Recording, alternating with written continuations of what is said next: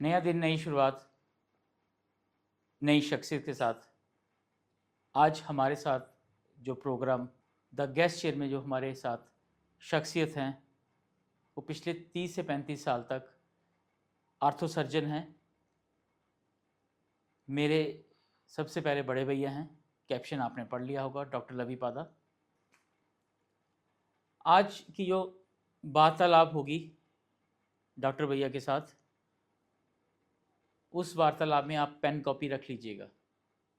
आपको जो पॉइंट्स हैं नोट करना आपके लिए फ़ायदेमंद होगा।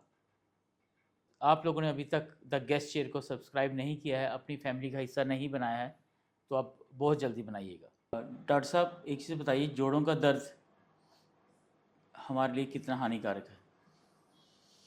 देखो, जिसका नाम ही दर्द है वो तो हानिकारक होगा, साइकोलॉजिकली और फिजिकली भी पेन होगी।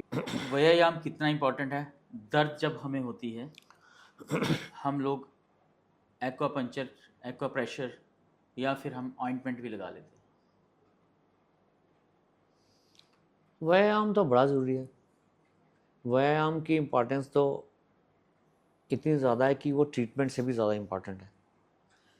व्यायाम प्रिवेंटिव है, प्रिवेंटिव किसी भी प्रॉब्लम को प्रिवेंट कर, उससे हमारे मसल भी ठीक रहने, हमारे टिश्यूज़ भी ठीक रहने, हमारा पोस्चर भी ठीक रहना है, और व्यायाम करने से हमारी हड्डियों की स्ट्रेंथ बनी रहनी। सो इसलिए व्यायाम का तो कोई कोई तोड़ ही नहीं है। लेकिन उसमें सिर्फ ये है कि जो भी करो आपको पता होना चाहिए कि आपको कितना करना, आपकी बॉडी कितना टॉलरेट करेगी, है ना। तो कोई ओवरडू नहीं करना है, एक्सट्रीमिस्ट नहीं बनना। बाकी व्यायाम का फ़ायदा ही फ़ायदा है, व्यायाम ज़रूर करना चाहिए और हर एक को करना चाहिए। हमें दर्द होती है, मैं ऑइंटमेंट लगा लेता हूँ, एक्वाप्रेशर, एक्वापंचर कर लेता हूँ, वो भी सही है? एक्यूप्रेशर ठीक है, वो साइंटिफिक है, कोई बात नहीं, उसमें कोई प्रॉब्लम नहीं। जो क्रीम लगाते हैं उसमें भी कोई अगर आपको कोई स्पेसिफिक एलर्जी है लगाने से तो वो लगा सकते हैं, वो नहीं लगाना, अदरवाइज़ क्रीम लगा सकते हो। लेकिन जो बिना पूछे टिक्की खानी है वो थोड़ा सा डाइसी है। बड़ी बारी हम छोटी मोटी दर्द होती है तो हम टिक्की खा के चला लेते हैं काम, काफ़ी बारी चल भी जाता है। तो उसके दो इश्यूज़ हैं। एक तो जो सेल्फ मेडिकेशन है उसमें आपको पता नहीं चलता कि आपको कितना खाना है, क्या खाना है, वो डोज़ पूरी है नहीं है, और उसके साइड इफ़ेक्ट्स का नहीं पता। ठीक है ना, ये हो गया एक एस्पेक्ट। एक दूसरा ये है कि 100 में से 95 बारी, 98 बारी, 99 बारी हो सकता है प्रॉब्लम ऐसी हो जो सेल्फ लिमिटिंग हो या छोटी मोटी किक से काम चल जाए। पर अगर आपकी किस्मत ख़राब हो तो 1-2% कोई ऐसी प्रॉब्लम भी हो सकती है जो प्रॉब्लम दिखने में छोटी लग रही हो, पर हो सकता है वो किसी ज़्यादा सीरियस प्रॉब्लम का सिम्टम हो। तो उस सिचुएशन में थोड़ा सा आपको कंसल्ट करना ज़रूरी है। मैं ये नहीं बोलूँगा कि हर बारी दर्द हो तो आप डॉक्टर के पास जाएं, पर after giving a reasonable time और छोटा मोटा घर के नुस्खे जो थोड़े सेफ वाले, वो आप पहले कर लो घर में, और आपको लगता है कि नहीं ये उससे थोड़ा ज़्यादा लग रहा है, फिर it is always advisable to seek a proper opinion. तो मुझे लगता है कहीं ना कहीं आप लोगों को सोशल मीडिया का डॉक्टर नहीं बनना है, प्रॉपर एक मेडिकेशन होनी चाहिए। तो आपने मेरे को सोशल मीडिया का रेफरेंस दिया तो मेरे को इस पर थोड़ा सा बोलना है कि सोशल मीडिया तो वैसे भी बड़ा परेशानी का घर है। ऐसा देखने में आया कि जो लोग सोशल मीडिया में ज़्यादा एक्टिव रहते हैं वो उनकी डिप्रेशन में जाने की टेंडेंसी ज़्यादा रहती है। और दूसरा, जो सोशल मीडिया में जो इन्फॉर्मेशन दे जा रही है वो पता नहीं कितनी सही है कितनी गलत है, कोई उसको ऑथेंटिकेट नहीं कर रहा। और तीसरी बात, अगर वो सही और गलत भी है, सही भी है, आप ये मान के चलो कि गलत नहीं है, बिल्कुल ठीक ठीक बता रहे हैं, पर वो आपके केस में एप्लीकेबल है कि नहीं, रेलेवेंट है कि नहीं, वो भी नहीं पता। इसलिए विदाउट ए प्रॉपर गाइडेंस सोशल मीडिया के ऊपर जो आपको बता रहे उसको मेरे को लगता है कि आपको थोड़ा सा एनालाइज करके ही एक्सेप्ट करना चाहिए, ब्लाइंड नहीं एक्सेप्ट करना चाहिए। ज़्यादातर हिप, घुटनों में ही दर्द क्यों होती है और वही सबसे पहले इफेक्टेड क्यों होते हैं? हमारे कल्चर में नीचे बैठना, जैसे हर काम के लिए चौकड़ी मारना, वो ज़्यादा है, इसलिए हमारे घुटनों के ऊपर थोड़ा लोड ज़्यादा रहता है, इसलिए हमारे सेटअप में घुटने में ज़्यादा दर्द रहती है। इंडियन सिनेरियो में नी रिप्लेसमेंट बड़ी ज़्यादा होती है क्योंकि इंडियंस नीचे बैठते हैं ज़्यादा, जबकि वेस्टर्न सेटअप में क्योंकि लोग नीचे नहीं बैठते तो वहाँ पे हिप रिप्लेसमेंट का ज़्यादा नंबर है, ज़्यादा लोगों की हिप रिप्लेस होती, नी रिप्लेसमेंट उधर इतनी ज़्यादा नहीं होती जितनी इंडिया में होती। तो एक तो कल्चरल रीज़न है, दूसरा आजकल लोगों का वेट बढ़ता जा रहा है, और तीसरा genetically Indian bones are little smaller bones, तो वो जब हम उनको बड़ा ज़्यादा मिसयूज़ करते हैं, तो जैसे बड़ी चढ़ाई उतराई कर ली या कुछ भी कर लिया, तो फिर पॉसिबिलिटी रहती है कि घुटने में दर्द होगी। तो जेनेटिक हमें हमारे किसी एंसेस्टर को या हमारे फोर फादर या फादर को कोई दर्द है तो वो बच्चों में भी आ सकती है। एक जेनेटिक्स के साथ इन सारी बातों में प्री डिस्पोजिशन है कि होने की पॉसिबिलिटी ज़्यादा है, ऐसा नहीं पक्का कि ज़रूर होगी, हाँ और ऐसा भी नहीं है कि पीछे नहीं हुई तो आगे नहीं होगी, क्योंकि जीन्स का ना बड़ा अजीब सा वो रहता है। जैसे किसी डिजीज़ का कोई जीन है, वो किसी को हुआ, उसको होता 6 जनरेशन वो जीन बोले नहीं, उसको हम रिसेसिव जीन बोलते हैं, अच्छा है ना, वो एक्सप्रेस ही नहीं करता, 7वीं जनरेशन में जाके वो जीन दोबारा एक्सप्रेस कर जाए, क्योंकि इसमें ना कम्बिनेशन होते हैं कि और कौन से जीन मिले, मदर से कौन से जीन आए, हाँ। फादर से, तो कम्बिनेशन हर जनरेशन में चेंज होते रहते हैं। चेंज होता रहता तो किस कम्बिनेशन में क्या एक्सप्रेस होगा वो पता नहीं है, और इसलिए, और दूसरी बात ये कि ये सारी एसोसिएशंस हैं, मतलब ऐसा नहीं श्योर शार्ट कि ये है तो इसका होना है, फादर को डायबिटीज है तो बेटे को होनी है, ऐसा नहीं है, डेफिनेटली पॉसिबिलिटी ज़्यादा है। पॉसिबिलिटी ज़्यादा। विटामिन खाना कितने ज़रूरी हैं हड्डियों के लिए खासकर? एक मोटी सी बात यह है कि जो जना खाना ठीक खाता, बैलेंस्ड डाइट प्रॉपर खाता है, जिसका एक्सपोजर टू सनलाइट अच्छा है, जो व्यायाम करता है, बाकी सारा एक अच्छा सा जीवन व्यतीत करता है, उसका नॉर्मल कोर्स में सप्लीमेंट खाने की ज़रूरत नहीं होनी चाहिए, ठीक है। लेकिन आजकल के ज़माने में, इंडियन सिनेरियो में, हमारे सिनेरियो में, हम लोग धूप में जाना बंद कर गए, और बच्चों को भी नहीं जाने दे रहे, एसी में बैठ रहे हैं। और दूसरा, बड़ी सारी, वही सोशल मीडिया के बाद दोबारा आ गई, बड़ी सारी सोशल मीडिया मिथ्स ये हैं कि दूध नहीं पीना। हाँ आजकल तो चल रहा है। तो फिर दूध, कईयों को तो मिल्क एलर्जी है, वो अलग बात है, पर ऐसे जो दूध नहीं पी रहे, उनके बॉडी में एक केमिकल होता है स्टीरोल, वो कम रहता है, तो वही केमिकल जो होता है जब उसके ऊपर सनलाइट पड़ती है तो विटामिन डी में कन्वर्ट होता है। तो अगर आप दूध ही नहीं पी रहे तो एक्सपोजर टू सनलाइट भी कम है, तो फिर विटामिन डी डेफिशिएंसी हो जाए। होने की पॉसिबिलिटी है। तो हमारे सेटअप में विटामिन डी डेफिशिएंसी तो काफ़ी कॉमन है। बाकी डेफिशिएंसीज, जो बाकी डेफिशिएंसी है विटामिन की, उसको आइडली जब तक वो डॉक्यूमेंट नहीं हो टेस्ट से, तो आपको बिना ऐसे दवाई नहीं खाने चाहिए। काफ़ी सारे विटामिन वाटर सॉल्युबल होते हैं, जैसे विटामिन बी और सी, उनमें खाने में नुकसान नहीं है, जितनी बॉडी की ज़रूरत होगी वो रखेंगे, बाकी निकल जाएगी। बट कुछ विटामिन जैसे विटामिन ए, डी, ई, के, वो फैट सॉल्युबल विटामिन है, वो बॉडी में स्टोर हो जाते हैं। तो अगर आप उनको बिना किसी लॉजिक के, बिना टेस्ट कराए ले रहे हैं, तो वो हो सकता है बॉडी में उस मात्रा में जमा हो जाएं जिसमें वो नुकसान भी कर सकते हैं, वो टॉक्सिक लेवल्स बोलते हैं उनको। अच्छा। तो फिर ऐसे इनडिस्क्रिमिनेट सप्लीमेंट लेने में थोड़ा सा परेशानी है। हड्डियों की बात हो रही है, रिप्लेसमेंट कितना ज़रूरी है किस कंडीशन में? अब कोई बुज़ुर्ग है, चलो जी आपको नी रिप्लेसमेंट कर लेते हैं, कोई यंग है उसको नहीं करनी है, तो कितना ज़रूरी है? नी रिप्लेसमेंट, क्या हम रिप्लेसमेंट भी बोल सकते हैं? Hip replacement, replacement. किसी मैं अपने कॉन्टेक्स्ट में शायद मैं नी रिप्लेसमेंट पे ही ज़्यादा बोलूँगा, क्योंकि इंडिया में वही ज़्यादा होती। कोई भी डिज़ीज़ का जो ट्रीटमेंट है ना, उसका बेसिक गोल है कि पेशेंट का फंक्शनल आउटकम इम्प्रूव होना चाहिए, मोटी सी बात। ओके। अगर किसी को घुटने की दर्द है, लेकिन उसका काम चल रहा है, थोड़ी सी दवाई खाने से, थोड़ा सा लाइफस्टाइल एडजस्ट करने से, और उसकी quality of life significantly compromise नहीं हो रही, तो फिर उसको रिप्लेसमेंट की ज़रूरत नहीं है, ठीक। अगर किसी की क्वालिटी ऑफ लाइफ बड़ी कंप्रोमाइज़ हो रही है, उसको दवाई बड़ी खानी पड़ रही है ना, और वो अपना काम नहीं कर पा रहा, तो और कंडीशन ऐसी है जो अब इरिवर्सिबल फेज़ में है, वो रिवर्स नहीं हो पा रही, तो उस कंडीशन में अगर बाकी फैक्टर फेवरेबल हो तो रिप्लेसमेंट होनी चाहिए। गोल ये नहीं है कि रिप्लेसमेंट हो कि नहीं, गोल ये है कि पेशेंट की फंक्शनल क्वालिटी इंप्रूव हुई कि नहीं, उसकी क्वालिटी ऑफ लाइफ पहले से बेटर हो सकती है कि नहीं, और साथ में ये भी देखना पड़ेगा कि जो भी सर्जरी करानी है उसके लिए पेशेंट का कितना रिस्क है। हर सर्जरी का जब भी हम सर्जरी करते हैं तो एक पेज पे साइन करते हैं, उसमें लिखा होता है ये भी हो सकता है। हम बड़े सारे लोग ना उसको सोचते हैं ये एक फॉर्मेलिटी चल रही है, बिल्कुल। पर जब होने पे आता है तो वही सारी कॉम्प्लिकेशन होती है, और वो होती हैं। वो बेस्ट ऑफ सेंटर्स में, अगर आप हार्वर्ड में कराओगे या कहीं भी बड़े वर्ल्ड के बेस्ट सेंटर्स में कराओगे, वहाँ भी कॉम्प्लिकेशन होती हैं।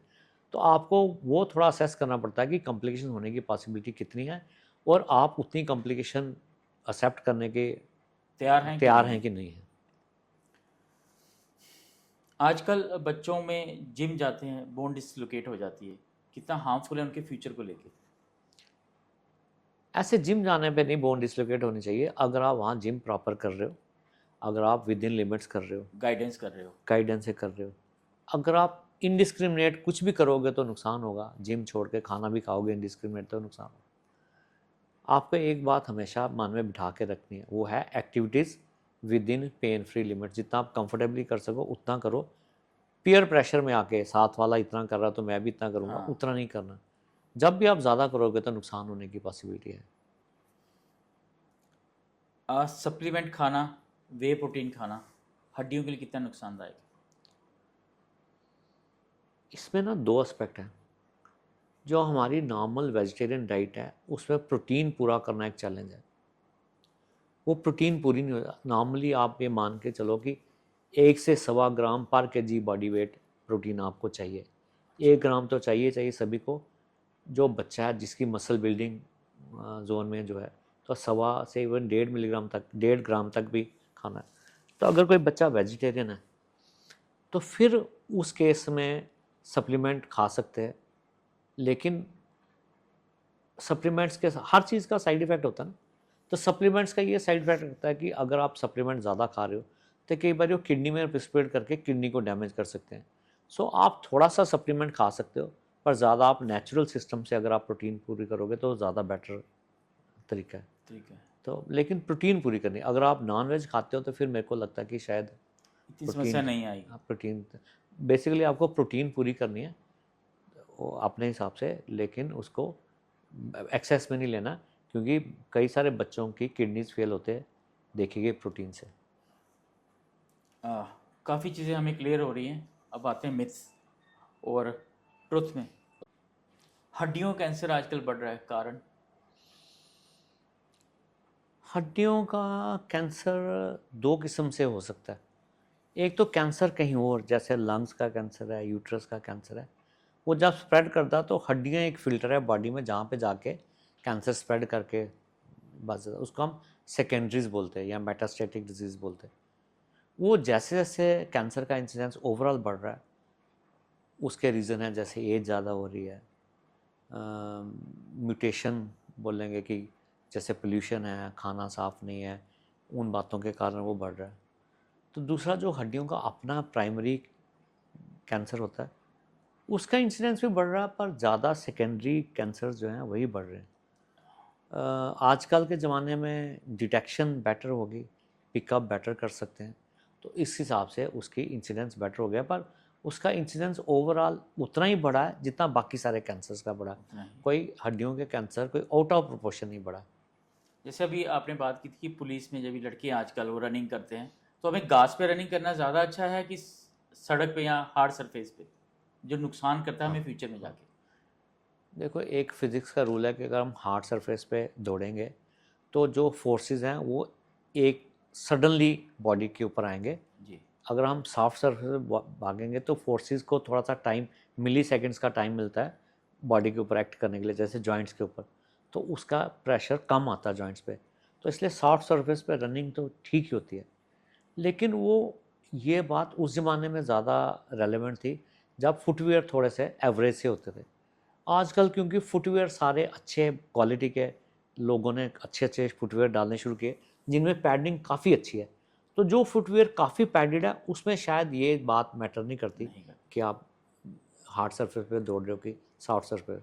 डेफिनेटली अगर आपका फुटवियर पैडेड नहीं है या आप नंगे पाँव भाग रहे हैं, तो फिर जितनी सरफेस सॉफ्ट होगी उतना जॉइंट्स के ऊपर डैमेज कम होगा, कम। कार्टिलेज के ऊपर कम प्रेशर आएगा।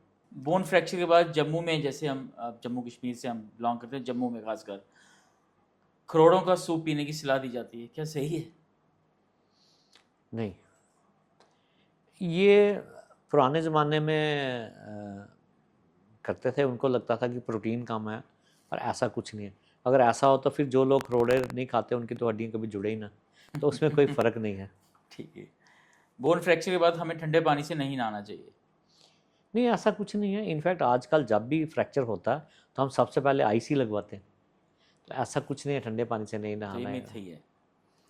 थायराइड होने के बाद हमारी बोन्स भी कमज़ोर होती हैं। थायराइड थायराइड भी दो किस्म का ना, एक ज़्यादा वाला, एक जो जी नॉर्मली बड़े लोगों को होता है उसको हाइपोथायराइडिज्म बोलते हैं, जो जी। मोटा होने वाला थायराइड। तो उसमें ना बोन्स थोड़ी वीक होती हैं और जॉइंट्स पे थोड़ा कार्टिलेज पे इफेक्ट आता है। सर्जरी के बाद ये देखा गया है कि या मिथ है कि लोग अपने जैसे बाजू पूरी फोल्ड नहीं कर पाएंगे, टांग पूरी फोल्ड नहीं कर पाएंगे।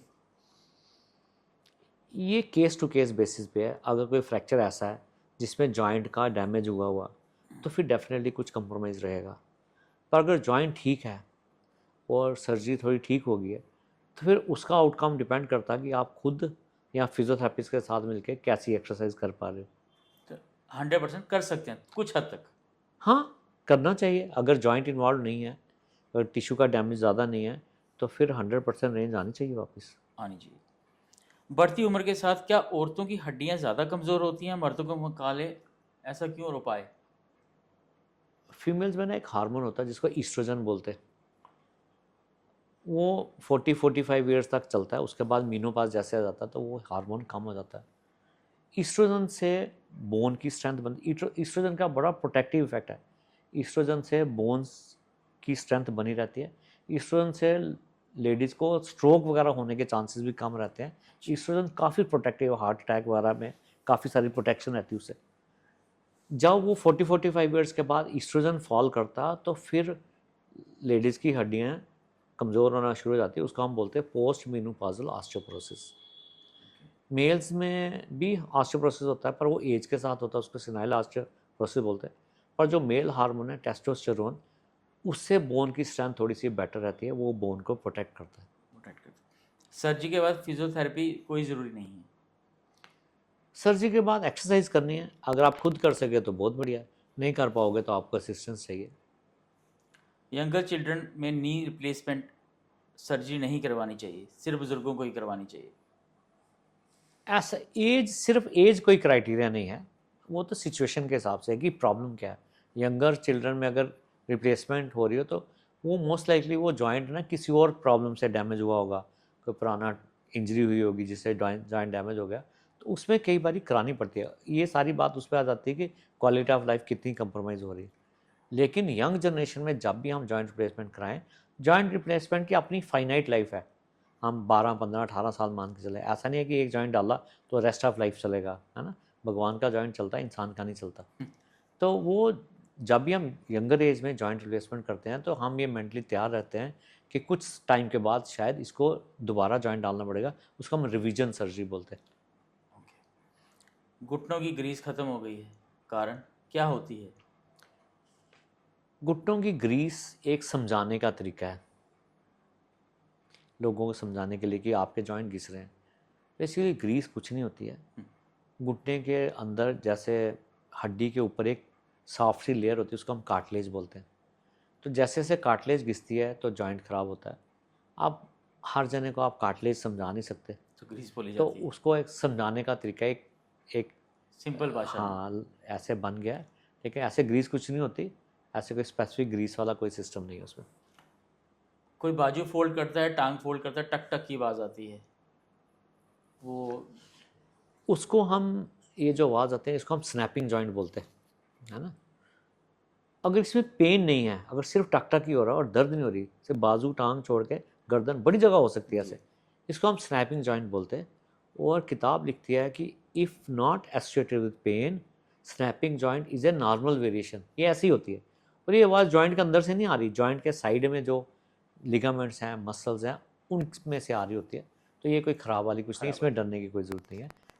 अगर पेन हो तो फिर देखना पड़ेगा। मैं फ्री समय बैठा हूँ, मैं अपनी हाथों की उंगली घुमा रहा हूँ, इनको आगे पीछे कर रहा हूँ, कितना इफेक्टिव होगा? नहीं, ठीक है, इसमें कोई ज़्यादा हार्मफुल नहीं है। अगर तो आप बड़ा बड़ा ज़्यादा ही कर रहे हो तो कई बार जॉइंट में स्टिफनेस होने की पॉसिबिलिटी रहती है। पर छोटा मोटा इसको, ये basically confidence measuring confidence boosting measure है। तो इसके करने से अगर आपको साइकोलॉजिकली सपोर्ट मिलता है तो आप कर सकते हो, पर एक लिमिट से ज़्यादा करने से जॉइंट थोड़े से सूजने शुरू कर देते हैं। हो सकते हैं। ज़्यादा एज होगी है, मुझे जिम नहीं करना चाहिए, मुझे वॉक करनी चाहिए सड़क पर। इससे बिल्कुल उल्टी बात है। जैसे जैसे हमारी एज बढ़ती है हमारे मसल बड़ी तेज़ी से कम होना शुरू हो जाते हैं। उसको हम बोलते हैं senile sarcopenia, age related muscle का कम होना। तो उस सिचुएशन में स्ट्रेंथ ट्रेनिंग बड़ी ज़रूरी है। वॉक के साथ स्ट्रेंथ ट्रेनिंग, जैसे जैसे हमारी एज बढ़ती है स्ट्रेंथ ट्रेनिंग बड़ी ज़रूरी है। स्ट्रेंथ ट्रेनिंग का मतलब ये नहीं है कि जिम में जाके आप 50-50 किलो लोड उठाओ, पर मसल को स्ट्रेंथ ट्रेनिंग करना बड़ी ज़रूरी है। तो जैसे जैसे एज बढ़ती है स्ट्रेंथ ट्रेनिंग ज़रूरी है, वो आप घर में करो, जिम में करो, आपकी है, लेकिन आपको करनी है with in pain free limits, limit में रह के करनी है। मुझे लगता है हमारे जो व्यूवर्स हैं उनको काफ़ी चीज़ें क्लियर हो चुकी होंगी। डॉक्टर भैया जाने से पहले हमारे व्यूवर्स को कुछ टिप्स ऐसी कि वो स्वस्थ रहें। स्वस्थ रहने के लिए एक तो आपको हेल्दी लाइफस्टाइल जीना है, आपको रोज़ एक्सरसाइज करनी है, जॉइंट्स की मत थोड़ी स्ट्रेंथ ट्रेनिंग भी करनी है, और जो हार्मफुल एक्टिविटीज़ हैं जैसे बड़ा ज़्यादा मोबाइल, बड़ा ज़्यादा लैपटॉप, बड़ी ज़्यादा सिटिंग और कोई ऐसी चीज़ें जिससे आप डैमेज हो सके वो नहीं करनी। पर मेरे को लगता है उससे भी ज़्यादा ज़रूरी है कि आपकी मेंटल हेल्थ बहुत बढ़िया होनी चाहिए। ये मैंने ये देखा कि जिन लोगों की साइकोलॉजी थोड़ी कमज़ोर होती है ना, वो बीमारी से बाहर नहीं निकल पाते। वो प्रॉब्लम, कोई भी प्रॉब्लम होती है वो उनका मन ऐसा मैग्नीफाई करता है, और मन एक ऐसा मैग्नीफाइंग लेंस है कि थोड़ी सी प्रॉब्लम को मैग्नीफाई करता जाता। पेशेंट बेचारे को नहीं समझ आ रही होती कि ये जानबूझ के अपने आप ही हो रहा है। इसलिए साइकोलॉजिकली स्ट्रांग होना बड़ा ज़रूरी है। इस साइकोलॉजिकल स्ट्रेंथ के लिए एक तो सोशल मीडिया से थोड़ा सा दूरी बनाना ज़रूरी है, और दूसरा सोशल इंटरेक्शन बड़ी ज़रूरी है। आप अपने दोस्तों से फिज़िकली बैठें, मिलें और अनबायस्ड बातें करें। तो अगर आप मेंटली स्ट्रांग होंगे तो आप फिज़िकल इलनेसेस को कम कर पाएंगे और उनसे बेटर तरीके से लड़ पाएंगे। तो मुझे लगता है हमारे व्यूवर्स हैं उनको काफ़ी आज डाउट्स क्लियर हुए होंगे, उनके मिथ काफ़ी ठीक हुए होंगे कि ये मिथ था, वो मिथ था। नेक्स्ट टाइम के लिए हमें इजाज़त दीजिए, फिर किसी एक अच्छे शख्सियत के साथ। थैंक यू डॉक्टर साहब। Thank you. थैंक यू बड़े थैंक भैया। यू।